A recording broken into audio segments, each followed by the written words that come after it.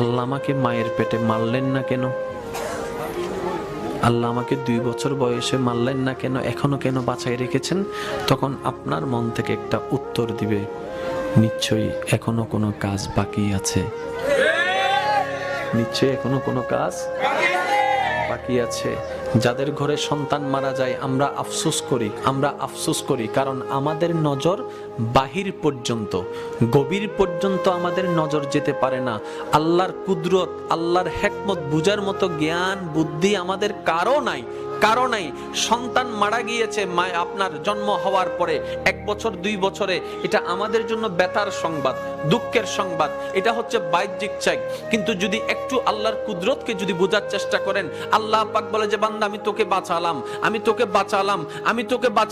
আল্লাহ কিভাবে বাঁচালা? 2 বছরে আমার জান চলে গেল, আমি বাঁচলাম কিভাবে? দুনিয়ার মধ্যে যদি তুমি থাকতা, হাজার